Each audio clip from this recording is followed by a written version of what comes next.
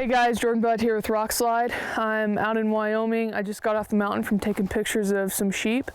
So I thought it'd be a good time to go through some of the camera gear I'm using, my Digiscoping setup, as well as how I have the Kifaru Reckoning set up kind of in collapsed day pack mode. I've seen a lot of questions on the forum. Just want to know a little bit more about the Reckoning. Hasn't been out very long. There's not very many videos, so I thought I'd go through how I have mine set up. So when I ordered it, I did the 2 medium belt pouches for the bottom on the side. You can add another one to the back. I didn't really need it. And then I added the guide lid. So we'll kind of go through that quickly. I carry a pistol. We're in grizzly bear country a lot, so I carry a pistol with me all the time. This is a Glock 20. It's a 10 millimeter. The holster I've got is my buddy Jim Carey from JC Custom Kydex. Custom made that for me for the Glock. He puts malice clips on these so you can detach them very quickly. You can basically attach it anywhere that there's webbing, but obviously on the hip belt's the best option. You can unclick them really easily, and you can put it on your main pants belt. So if you get away from your pack, you always have your pistol with you. That's a pretty cool setup, I think. So the way I have mine set up is I've got the guide lid with, I just attached it with the K-clips from the lid straight to the bag, so there's no expansion. For day hunting, or in day mode, and even I put 5 days worth of gear in this and I still didn't need the lid expansion. This just, it works a little bit better for me. There's not extra straps and stuff to worry about. So, and I always leave mine just hooked up, and I never have to unhook it to get into the main portion of the bag where I keep my big lenses that won't fit into the guide lid, and clothing, extra stuff like that. You can get into it with the zipper from the bottom on the center zip. So I can open that up, and I've just got a few jackets in there, kind of my essentials kit is on the bottom, and then I've got the Canon 70-200 lens in the back. That is usually in a case, but with it in there, the extra clothing and stuff around it gives it a little more padding. And then you can just zip it back up, and it's really easy. You don't have to unclip, you don't have to lose compression of the bag at all. Really, that's what's really cool about the 3 compression straps down each side and then down the back, is you can get into the main bag without having to uncompress or have extra straps flopping everywhere. Everything stays nice and tight. You get what you need out, zip it back up, and then you're pretty much good to go again. So I'll just go through the guide lid and kind of the camera that I'm using.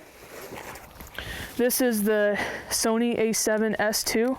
I just got this not too long ago. It's my upgrade. I also have a Canon 60D, also a DSLR. It's getting fixed right now. But what I did with the Sony, going from Canon to Sony, I just bought a Metabones Smart adapter, the EF to E mount, and then I can put all my Canon compatible lenses onto the Sony, and I don't have to spend a lot of extra money on Sony lenses right away. So I've got the Rokslide 2.8 14 millimeter lens, super wide. I really like that for night shots especially. And then this is also another little Kifaru. I think it's one of their belt pouches. I have Canon 24-105. I really like this lens for like a self-filming kind of do-it-all lens. It's only an f4. They have a 24-70 that's an f2.8. I went with this because I can back out to 24 and get good interviews while I'm trying to do everything by myself, and being able to stretch out to 105 is good for kind of an all-around archery lens. And then I've just got some extra batteries and memory cards that I keep in there. Then next is basically my Digiscoping kit. This is the best that I've found as far as being very versatile. It's the Scopecam Adapter from Time's Up. This is actual adapter. It's not plastic. I don't know if it's like an aluminum grade, but you're not gonna step on it and break it. It's not gonna break, it's very durable. The two ways that I set that up are one with my cell phone. I have the Scopecam phone adapter on the back of a case. You can put it on the back of any case you already have on your phone. This is OtterBox. You just epoxy and it stays on there really well. I haven't really had it break off. And then the way you put your adapter on is just with a thread adapter. Goes right here on your cell phone, and then you put your adapter on it like that and put it on your spotting scope, you're good to go.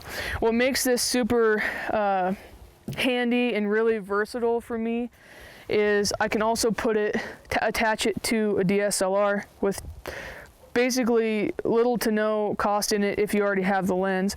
This is the 50mm Canon 1.8. They call it the Nifty 50. It's about $100.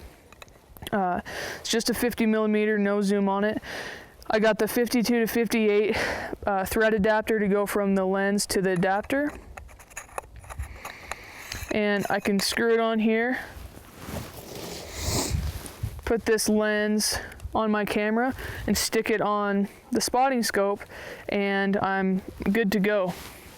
And I actually did that today and it works out really well.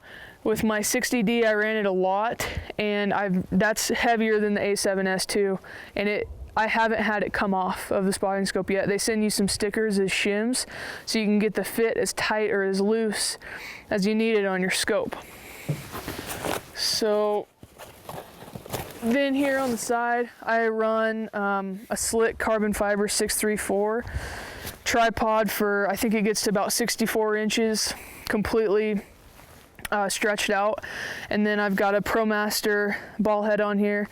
Cheap ball head, it was like $30. It works extremely well for just stills, or I ran the spotting scope and the binoculars off of it this last year and it works very well. My other head, which I'm using right now, is the Benro S2. It's a fluid head. It's small, compact, fairly compact, and fairly light for a fluid head. And here on the other side, I've got my spotting scope. It's the 20 to 60 by 80 ATS. I've got along really good with this. I've been carrying it with me for 5 years now, probably. And we've been getting along really good. I've been taking some pretty cool pictures and video through this with my Digiscoping stuff, and it seemed to work very well. So if you have any questions, let us know. I am a huge fan of this Reckoning pack so far.